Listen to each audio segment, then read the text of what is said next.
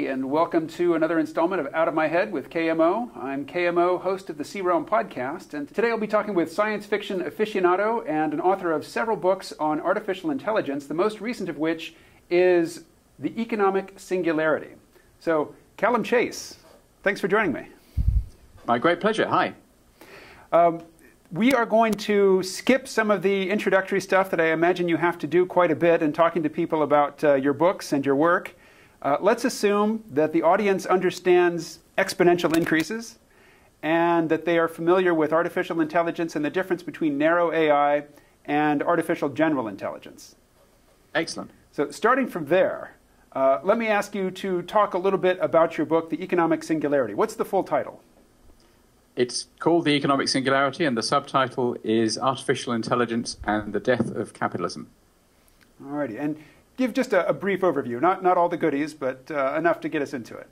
Sure. So the argument is that AI is probably, over the next few decades, 20 to 40 years, going to automate pretty much all jobs out of existence. So most humans are going to be unemployable, and that this can be a very good thing.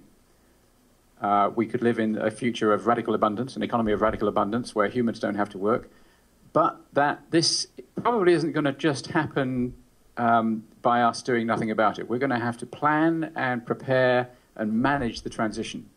And also, I think we may have to abandon capitalism, which is a conclusion I arrived at very reluctantly, having been a businessman for 30 years. So you're not coming at this, say, from a Marxist perspective. You are a dyed-in-the-wool capitalist, somebody who has done well in the capitalist system, and you're not saying that you're not using artificial intelligence or technological unemployment just to push a pre-existing political agenda. That's exactly right. I was pretty radical. I was fairly left-wing when I was younger, much, much younger, many centuries ago. But I think that the left-wing view that we should introduce universal basic income now is a mistake. I think the Swiss were absolutely right to vote overwhelmingly to reject it. So say just a little bit about UBI, or Universal Basic Income. So universal basic income is the idea that all citizens receive an income from the state, is usually from the state, simply by virtue of being citizens. They don't have to do anything to receive it. It should be for everybody. It should be, so that's the universality. The basic means that it is enough to fund a decent standard of living. You don't just live on the poverty line. And obviously income is self-explanatory. And as I say, the left thinks we should introduce it now. It has also been an idea promoted by the right for different reasons. But most people on the right now think that it would not be a good idea to introduce it. But a lot of people in Silicon Valley and elsewhere think that we will need to introduce it once machines, robots, AI take all of our jobs. And they don't even have to take all of our jobs to have a significant impact on the way the economy works now. That's right. If only a quarter of the population was rendered completely unemployable, if they became the unnecessariat, then we couldn't allow those people to just starve. And we couldn't allow them to live on the kind of welfare payments that exist now, which are, very meager to say the most. We need to give people the opportunity to live a decent life. There was a self-help book from back in the 90s by, I think, Stephen Covey, called The 7 Habits of Highly Effective People. Are you familiar with that? I read it millions of years ago. I don't remember a thing about it, but yes, I know it. Well, I remember one thing about it. And reading your book and looking at a slide that you sent reminded me of it. And it was the difference between, or the importance of distinguishing between what's urgent and what's important. Do you remember how you used that in your book? Yeah, so is this the comparison between the two singularities? Yes. Yeah. Well, I am an ex-strategy consultant, so there had to be a 2x2 matrix in there. So, yeah,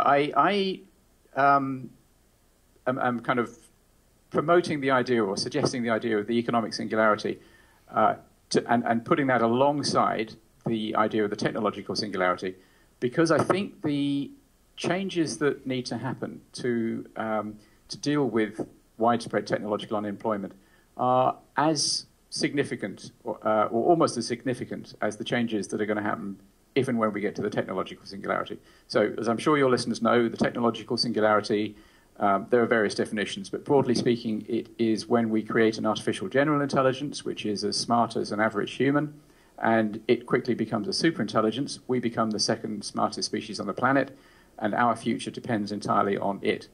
And that is obviously a hugely important event in human history. And in fact, it's an existential, it's an existential risk, because if we get that wrong, if the superintelligence dislikes us or doesn't care for us, doesn't have to actively dislike us, then it could make us go extinct. That wouldn't be too hard. But I think that we can certainly avoid that, and the good news is that steps are being taken to avoid it. The economic singularity is less of an existential risk, because if we get that one wrong, we probably won't go extinct. We'll just get thrown back to the Middle Ages or something like that. But whereas the technological singularity, I think, is quite a few decades off, Demis Hassabis, the founder of DeepMind, the company that recently won the Go challenge, thinks that it will happen within the next century, and I think he's right. I think sort of 50 to 100 years, that sort of time frame. So we have time to plan for the technological singularity. The initial impacts of the economic singularity are likely to start happening much sooner. People will anticipate it. When people see self-driving cars, self-driving vehicles on the road, I think then people will think, oh, right, this technological automation stuff is real, it's coming. I'm going to be out of a job within a decade or two. What am I going to do? So the economic singularity, the early effects of it, the pre-effects, if you like, are going to happen very soon. So although it's not an existential risk to us, it's a very early risk to us. And the economic singularity will come first because it does not require the development of artificial general intelligence. Exactly, exactly. But the later singularity, the technological singularity that most people are familiar with, would come later because it does require more sophisticated artificial intelligence. But the consequences of that are so much greater. That's the one that you say is the important matter, but it's not as urgent because it's further out on the timeline. Exactly. So the technological one is more important, less urgent. The economic one is less important, more urgent.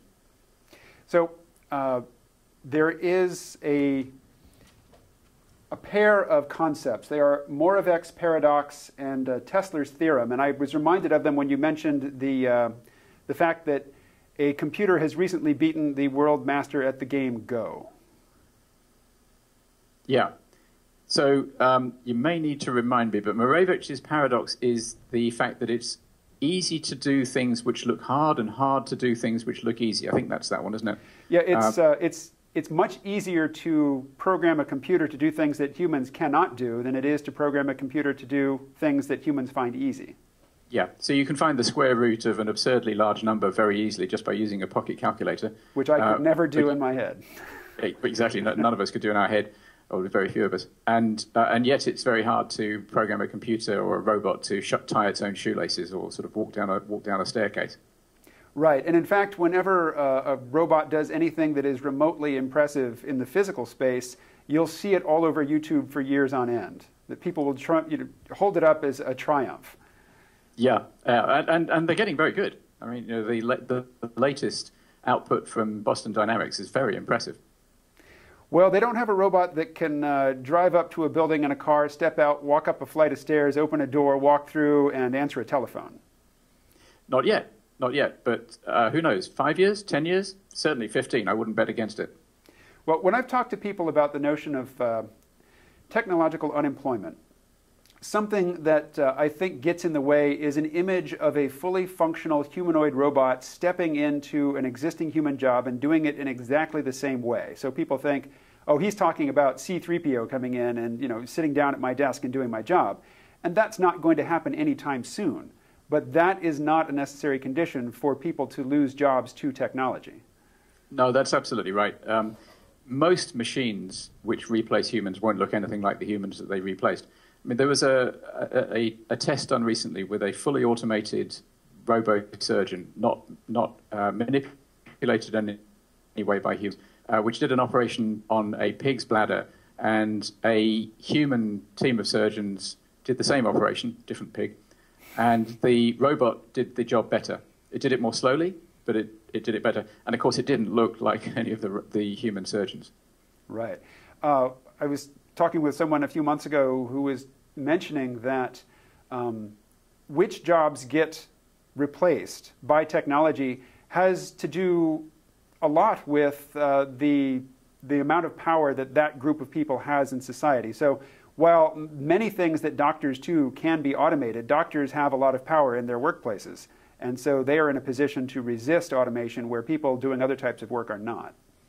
Yes, it's really more to do. It's really to do with the level of competition in the industry. So healthcare, certainly over here, where we have close to a monopoly, the government has close to a monopoly on healthcare, and education, which is in the same situation here, are industries where I think progress will be a lot slower. And indeed, in the States, there's a system which was produced, I think, by Johnson and Johnson, which does the job of a human anaesthetist. It does it a great deal more cheaply, and it does it perfectly well. The anaesthetists managed to stop it being introduced in hospitals in the States, and Johnson & Johnson have withdrawn it from sale for the time being. So that's a great example of humans resisting beneficial automation. And that will happen over and over and over again. But in the end, you cannot beat the iron law of economics. And when a robot can do your job faster, better, and cheaper than you can, it will do. There are a group of companies that you call the tech giants, I think. Bruce Sterling calls them the stacks.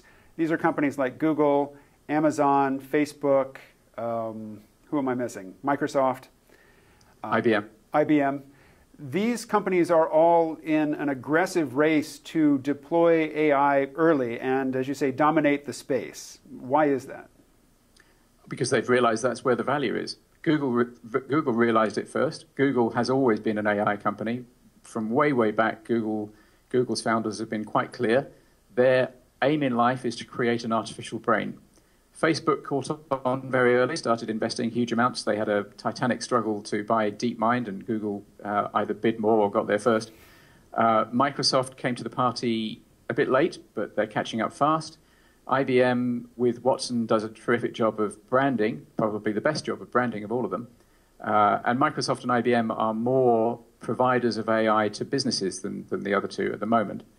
And then Amazon is a heavily AI company, and good old Apple as well. Apple, a lot of people in the industry think Apple is handicapped because of its privacy, because of its attitude to privacy. It doesn't want to use customers' data as rigorously as the others do. So people think that they are behind the curve, but you never bet against Apple, and they are, by market cap, I think at the moment, the world's largest company. There's also three in China, Baidu, Tencent, and Alibaba, which are also powering into the AI space. Sadly, from where I sit in England, there are no tech giants here. You broke up a little bit there. You said, sadly, from where you're sitting in England. Yeah, I was just saying that, sadly, there are no tech giants like that in Europe at all. Well, you just get ours then. I know that Amazon has warehouses in Europe because I've heard of how miserable it is to work in them. Really? Well, I love Amazon for a bunch of reasons. And yes, we certainly have a lot of presence of Amazon, Yahoo, the lot of them. You know, they're all very present over here. They don't pay much taxes, but they're very present. I was one of the first 100 employees at Amazon.com. I worked there when, outside of the warehouse operation, the whole company was on one floor of one office building in downtown Seattle.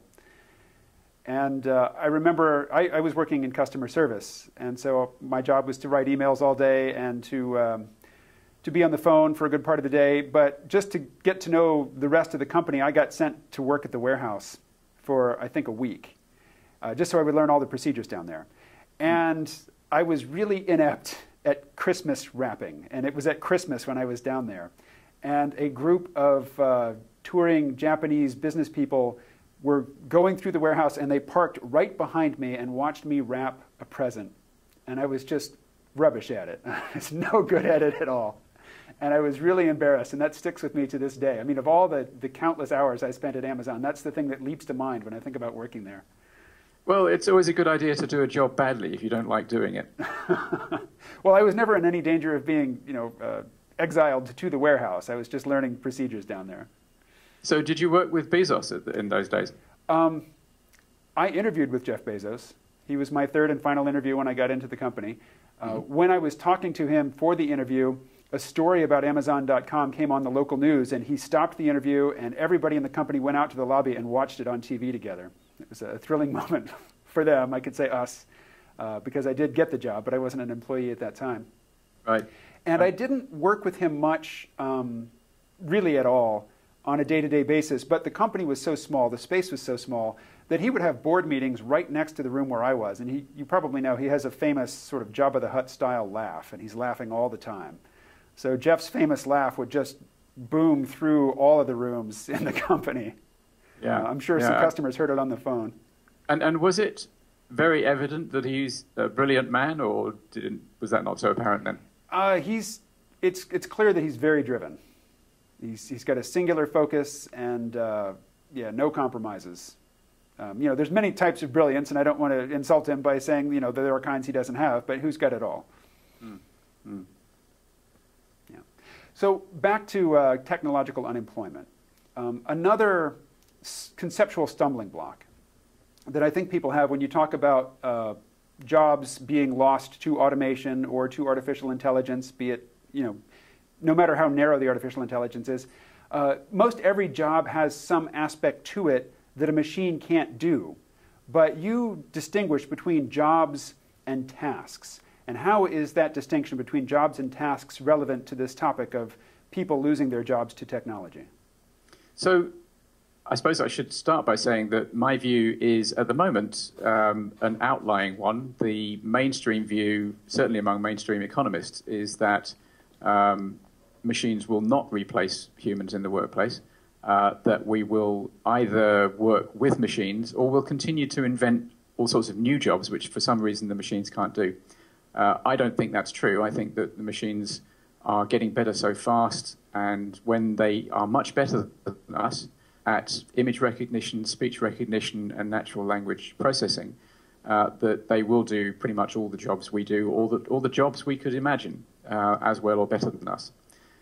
The distinction between jobs and tasks is important because pretty much all jobs consist of a number of different tasks. So, for instance, as a writer, so I've not done this analysis before, but just off the top of my head, as a writer, there's the task of thinking about what book I'm going to write. Then there's the task of conceiving the outline of it. Then there's the task of researching separate ideas. Then there's a task of crafting the words on the page or on the screen.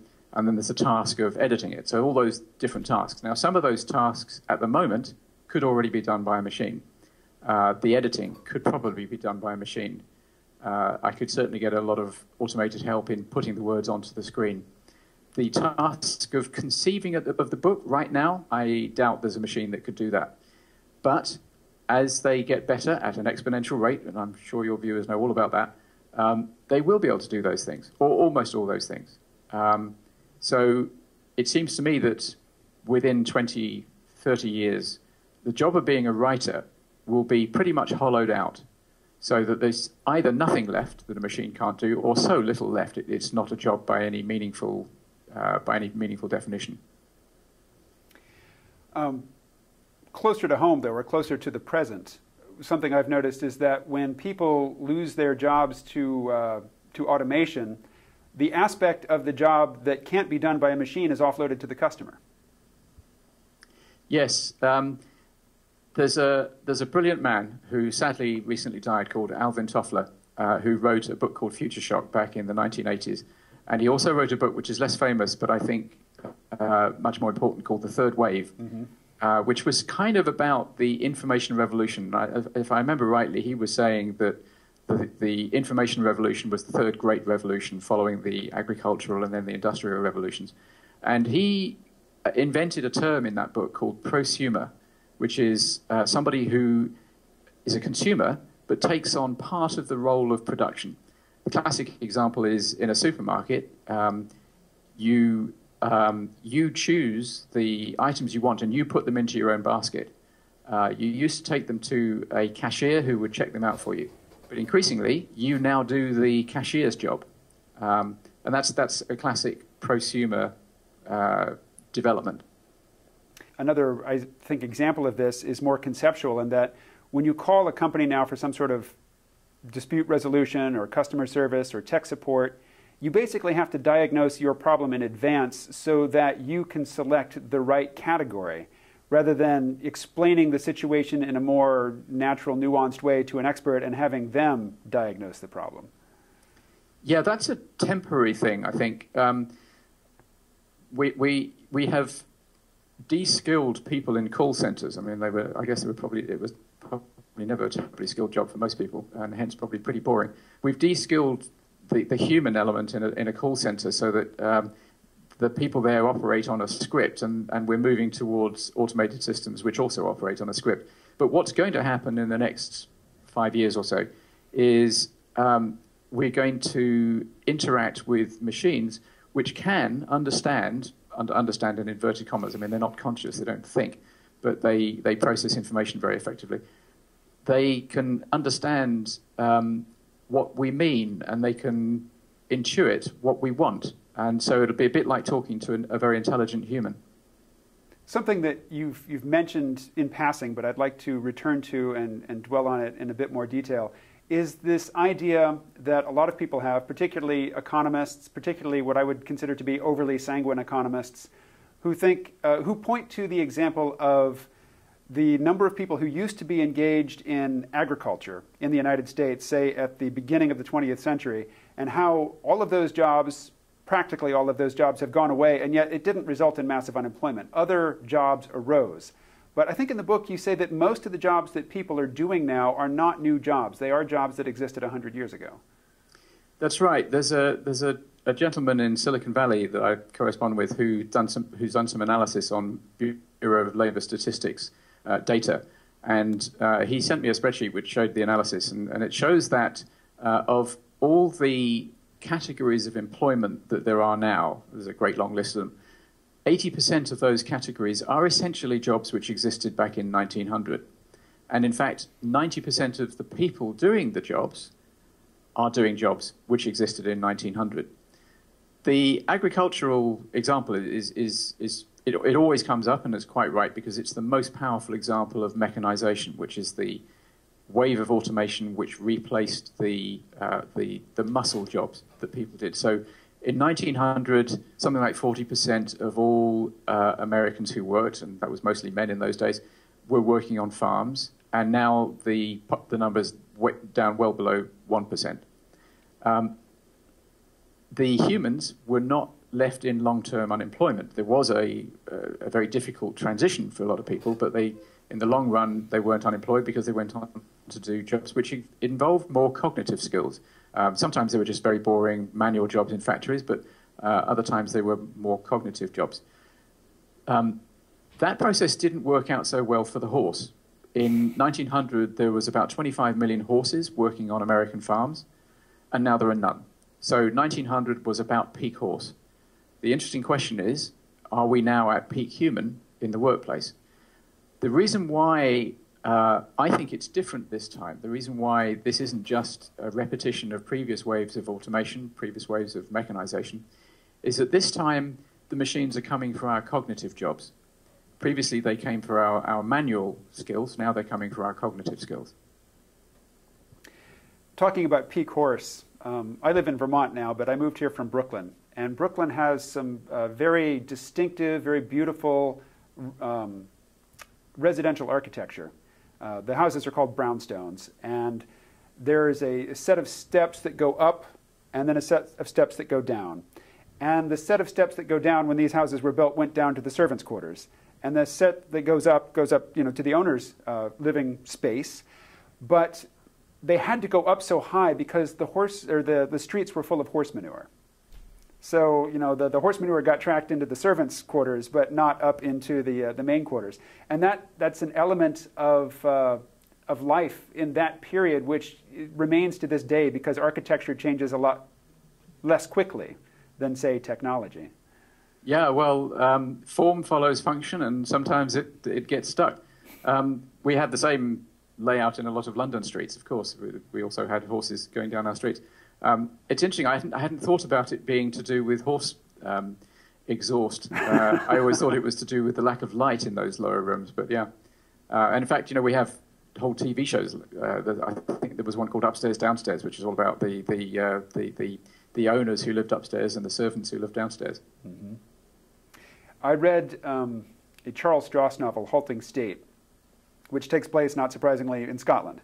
And I don't remember if it was a third-person omniscient narrator or if it was a first-person narrator, but the novel, the narrator, be it disembodied or a character, was noticing or pointing out that, I think it was Edinburgh, but whatever city it took place in Scotland, looked pretty much the same as it did in the mid-20th century, in the mid-21st century, because it's got all these old stone buildings that nobody's going to tear down. The structure and the look of society doesn't look futuristic, even when, futuristic to our eyes, even when the technology that is in the walls and which is allowing all of this amazing, communication over long distances and all sorts of virtual worlds that interact with the real world, all this is going on. It's very amazing, but just to the person walking down the street, things don't look that much different. Things do lag, and yes, Edinburgh is a particularly well-preserved town full of lovely Georgian houses. It's interesting to note, though, that when those first houses were first built, they were not seen as being attractive. That architectural vernacular was thought of being quite ugly. But in fact, in hindsight, we now realize that the Georgians hit upon a very intelligent use of a mathematical ratio called the golden mean, which is why those buildings are so pleasing to our eye. But even old cities full of great buildings can renew themselves and become quite futuristic. I mean, the City of London, which is the bit of London, the square mile of London where the financial people work, is a very, very old habitation. I mean, there's been people living there for thousands of years, and it's been quite an important settlement ever since the Romans, kind of 2,000 years ago. But now we have quite a lot of really exciting new skyscrapers and new architecture there, sitting cheek by jowl with Georgian, Tudor, Victorian, medieval buildings. So you can get a very interesting combination of different eras. Well, back to the topic of economics and jobs and such. I know a lot of people, and I talk to a lot of people from a variety of political persuasions. A lot of them don't like the term neoliberal. They don't like to hear about the excesses of neoliberal capitalism because, and this is particularly Marxists who will say this, that implies that there was a good old capitalism, a capitalism that worked for the people and was a great, not only wealth engine and productivity enhancing system, but also one that was egalitarian, and they object to that. And in the book, you ask a question which, your phrasing of it sounds very British to my American ears. It's, will capitalism remain fit for purpose? And to me, that raises the question, fit for what purpose? Well, will it remain an effective way of maximizing the life opportunities of most people? Now, to a lot of people, that will sound a very bizarre thing to say about capitalism, because a lot of people have the view that capitalism is a system designed to benefit the rich and to punish the poor. But that's because, I believe, they don't have a historical perspective.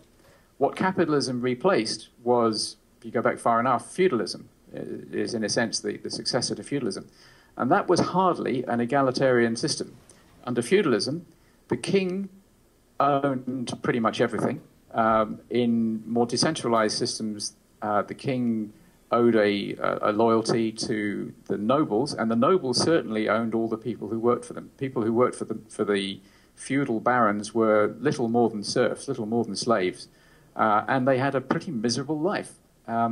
Capitalism has created economies which have enabled humans to achieve the best societies that we've ever had. And if you doubt that, it's worth looking at the history of China over the last 20 years. China has gone from being a country populated by impoverished peasants in the great majority, to a country which is rich and has a massive middle class, and people live longer, they're much wealthier, they've got many more life opportunities. You know, when I grew up, London, where I have spent most of my life, has always had a lot of tourists. None of them were Chinese. And now a lot of them are Chinese because it embraced capitalism. However, in a society where machines do all the work and humans have to, because otherwise we'll starve, receive a form of universal basic income, I think we could get ourselves into a very undesirable position if we retain capitalism. One of the central planks of capitalism is private property. If we retain the institution of private property, when a small number of people, and they're called Larry Page, Mark Zuckerberg, Bill Gates, and so on, when a small number of people own the AI, they will own pretty much everything else because the AI generates all the value in the economy. And we could get to a situation which I call the gods and the useless. It's a bit of a brutal assessment, but the great majority of people, if we manage the tradition well, will be living happy and comfortable lives on universal basic income. But they won't be able to improve economic condition because they won't be able to do any work. They won't be able to start a company. And the people who own all the AI will have fantastic, unheard of levels of wealth. But more important than that, because the rate of technological development won't slow down, it'll keep speeding up, those people will have privileged access to technologies which will enhance their physical and, more importantly, their cognitive abilities. Now, this could lead to that scenario of the gods and the useless. Now, again, you know, that might work out well. That might be just fine. But I think it's dangerous. I think it leads to a Brave New World type of situation. And that's why the book is subtitled AI and the Death of Capitalism, because I'm not sure that capitalism is going to work for us well in that environment. Well, you mentioned the phrase punishing the poor. And I directed you to a podcast conversation that I recorded a few months ago in which I talked with somebody about universal basic income. And my main objection to it being implemented right now is that the people who need it the most are the ones who currently avail themselves of what are called payday loan operations here in the United States, which charge amazing amounts of interest, just unconscionable amounts of interest, such that the design of the service is that people will get into debt and forever service that debt and never pay off their loans. And if a universal basic income, say like Martin Ford's, I think, suggested $10,000 a year, were to be implemented now, the people who need it the most would end up paying all of that every month just to service unpayable debt. And that would be, to me, that would have to be tackled and satisfactorily dealt with before we could even consider universal basic income. Otherwise, you're just giving the money to financial institutions. Yeah. Well, we have payday loans here as well. Actually, I'm not entirely sure that payday loans deserve the opprobrium they get. A lot of people do use them because they are completely unbanked. The banks will not deal with them. And if they didn't have access to payday loans, they'd have no money at all. And they know some of them are stupid, but a lot of them are not stupid. They know that the rates of interest are massive, and they do not want to hang on to those loans for long. And so they pay them back really quickly. So it provides a service to a lot of people that is necessary. But I don't want to be an apologist for the payday loan industry. I'm sure there's some questionable tactics there as well. But I think you're right that a universal basic income set at a low level is going to lead to lots of debt. It's going to lead to lots of problems. It has to be at a level which affords a decent standard of living so that people don't drive themselves into debt. And that's one of the reasons why it's the wrong thing to introduce it now. Our economies aren't wealthy enough. We're not producing the goods and services efficiently enough to pay for universal basic income at the moment. But when, at the time when people are no longer able to work because the machines are doing all this work very efficiently, very cheaply, then society will be able to afford it. Of course, the transition isn't necessarily going to be easy. We're going to have to prepare for it. Well, what would preparing for it mean? What would that entail? Well, I don't know. Sadly, I don't have all the answers. I wish I did. But I think we need to set up some institutions to monitor the progress of automation and to watch for the early signs of long-term unemployment caused by it. So I don't think it's really started yet. I think the squeeze, particularly on the middle classes and the squeeze on incomes, which is leading to populism in Europe and the States at the moment, is mainly because of globalization rather than automation. So I think we need to set up bodies whose job is to watch for it happening and to draw up scenarios. You can't forecast what's going to happen because the only thing you know about any forecast is it's going to be wrong. I offer some kind of future timelines in the book, but I go to great lengths to say they're not forecasts, they're just a possible future. I think we should draw up a series of possible futures and work out which ones we want and which ones we don't want, and try to figure out how to nudge ourselves from the bad ones to the good ones. Now, when it comes to the technological singularity, we have got those institutions. Not enough, and they're not well funded enough, but progress is being made. So there's there's MIRI in California, there's the Future of Humanity Institute in Boston, there's that's the Future of Life Institute, there's the Future of Humanity Institute in Oxford, and the Centre for the Study of Existential Risk in Cambridge. I don't know of many similar institutions looking at the economic singularity, and I think we need some. Have you read the novel Manna by what's his name? Brain, last name Brain. By Marshall Brain. I've read some of it. Yeah, I haven't read all of it. Ah, well, the early chapters are chilling because they are so close to home. It takes place in a very recognizable world. But then the latter half of the book takes place, first, I guess the middle of the book takes place in the situation where in the United States, all of the wealth has been captured by the wealthy because of the displacement of labor by technology. And so the wealthy people have instructed the robots to build these massive dormitories where they send unemployed people. They are essentially prisons. And it is widely believed that because it's men and women being sent there together to these dormitories, none of the women are getting pregnant. So it seems that in a situation where you've got the gods, who are the rich, and the useless, who are the unemployable poor, who used to be the middle class, who used to be the upper middle class, who used to be everybody who's not super rich, that eventually it doesn't take long for the gods to ask, why are we keeping the useless around? Why should we keep the useless around? That's a possible future. I'm more optimistic than that because I have a bit more faith in my species. I have the impression that the people who own or head or founded the tech giants are people of goodwill, and they show it in their actions. Mark Zuckerberg has put most of his assets into a charitable institution, one that he controls, but still a charitable institution. Bill Gates is busy giving away as much of his money as he can. He seems to be acquiring more of it than he seems to be acquiring it faster than he gives it away, but he's seriously trying to give it all away. And Larry Page and Sergey Brin seem to me to be motivated by a desire to make the future happen faster rather than by a desire to just amass lots and lots of money. I think these are people who do not want to end up living their lives as a hated minority behind high walls defended by robots with fantastic power as the rest of their species gets exterminated. I don't think that's a future they want. And I think that their future could be much more interesting if we move to the future of the economy of radical abundance where everybody does well. It's just that the fact that those dystopian scenarios are possible suggests that the move to the future of radical abundance isn't just an automatic thing that just happens. There's quite a few people in Silicon Valley who seem to think that it'll all be great and we don't have to do anything about it. Now, I don't think that's right. I think we probably do need to manage it and plan it. Are you familiar with the author George Packer? No, you keep throwing authors at me I've never heard. It's very interesting. Well, he's not a fiction author. He writes, I think, for the New York Times and the New Yorker, and he wrote a book recently called The Unraveling. It's a pretty famous book.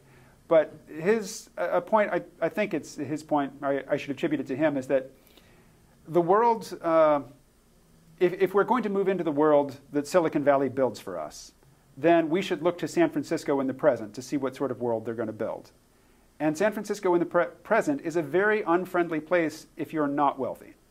It's very, very expensive to live there. It's very difficult to live there compared to, say, just a couple of decades ago, if you're not working for Apple or Google or any of the big tech companies. They don't even provide really high-speed internet very well in San Francisco. Right. Yeah, I understand that. I understand that there's a problem with a serious problem with homeless people in San Francisco. I think this is something that happens with very successful cities. You do get this this not fracturing, but the kind of you get lots of extremes. It happens in London. It happens in New York. It certainly happens in Rio. But you know, these are manageable problems. And San Francisco hasn't had the problem for all that long, and it hasn't got around to managing it yet. Douglas Rushkoff, are you familiar with him? Throwing Stones at the Google Bus. Yes, that's his most recent book. Yeah, that's his take on it. That the locals, the people who have lived there for a long time, have become so embittered by the privilege that they see laid out for the employees of the tech giants that they literally do throw rocks at the buses that go around to pick up the employees of these various companies. Yeah, I go to San Francisco from time to time. I don't see, I don't see it as a town that's seething with anger at Google employees. Perhaps I'm being a naive Brit and just have missed it. Inequality is a problem at the moment, but you know, if I'm right and if people are going to be unemployable within 30, 40 years, we haven't seen anything like the kind of inequality that can arise if we're not careful. I think you're very right about that. But we have much greater inequality now than we did just a few decades ago. The last few decades have seen, along with globalization and along with the advances in computer technology, this vast disparity in wealth growing between the people at the top and everybody else. And I wonder what you think will interrupt that process, or why we shouldn't extrapolate that process out into the future. I'm not sure it's true. When aristocrats owned stately homes and castles, and pretty much everybody else was a peasant working on land which they either rented or borrowed from the aristocrats, the disparity in wealth between those groups was unbelievable, and almost everybody was down at the bottom. I've seen statistics that suggest that the levels of inequality we have now are higher than they were in the last, say, 20 years ago, but not higher than they were in the 1900s. I'm not convinced that we have this fantastic degree of inequality now. It is perhaps it's something that politicians and policymakers need to address more. Inequality per se, I don't think is the real problem. The real problem is making sure that the people at the bottom have a good life. And at the moment, people at the bottom have a much better life than they did 100 years ago. If you were a rational economic agent and you could choose to be born today or 100 years ago, you would not choose to be born 100 years ago. But people don't compare themselves to people who occupied their social status in the past. They compare themselves to people in the present who are doing much better than they are.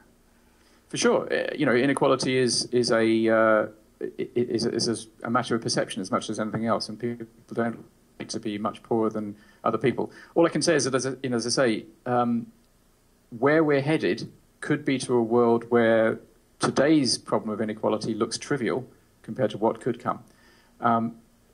It may well be that the great majority of people will be very equal, and it's surprisingly equal, because they'll all be earning pretty much the same universal basic income. We haven't talked about democracy, really, but you have mentioned China and the rapid increase in standards of living in China because it has adopted a capitalist model. If you look at China, and particularly if you look at Singapore, you can see societies where there is capitalism, there are rising standards of living, there is a very desirable lifestyle in certain respects, which are not at all democratic. Where in the United States, if you listen to official opinion makers, they will not even say it, they will just assume and correct you if you disagree that democracy and capitalism go hand in glove. And it just seems that they're not necessarily yoked. And in fact, Peter Thiel says that democracy and freedom are incompatible for at least billionaires like him. Well, Peter Thiel is a very idiosyncratic thinker, and I'm not He has a lot of admirers, though, and a lot of imitators. Yeah, well, that's fine. I mean, I'm not familiar enough with his ideology to be able to comment, really. I'm not sure that capitalism requires democracy or vice versa. The Chinese, so far, have made a pretty good fist of dramatically raising the living standards of their people without allowing them democracy. I mean, you mentioned Singapore. I think Singapore is a democratic country, and I don't think they would want to be. I think they'd be very cross to be lumped together with China like that.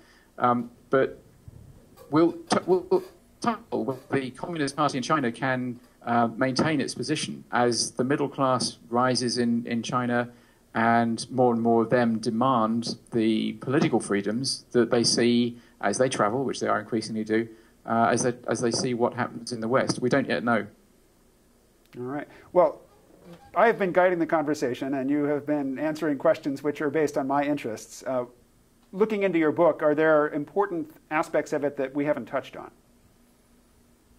You know, I think you've done a very good job of covering the ground. I can't think of any major topics that we haven't covered. There's a really lame answer for you. Well, it's always good to flatter the host. It wasn't flattered. I'm just left bereft of any inspiration. Alrighty. Well, Callum Chase, do you have a copy of the book on hand that you could hold up? I read it on Kindle. I do. You'll have to excuse me while I mess up your picture.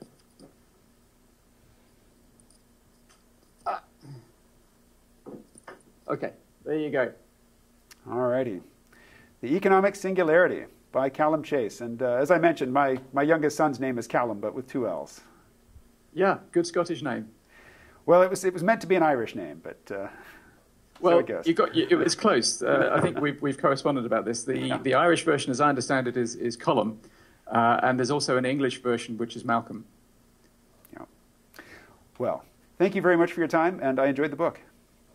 Thank you. Been a great pleasure. All right, that was Callum Chase, author of The Economic Singularity. What did you think of my questions, and what did you think of Callum's answers? Do you agree with his politics? Do you agree that people are much better under capitalism than they have been in any other social arrangement in the past? If you look around and if you look at the past, I think you can make a strong argument for Callum's position. What do you think? You can contact me via email. My email address is kmo@crealm.com, or you can just post your comment in the comments below. And I will post a link to the Amazon listing for his book. So if you've enjoyed this conversation and you think it is something that you'd like to learn more about or delve into more deeply, check out Callum's book. And I'll see you in the next video.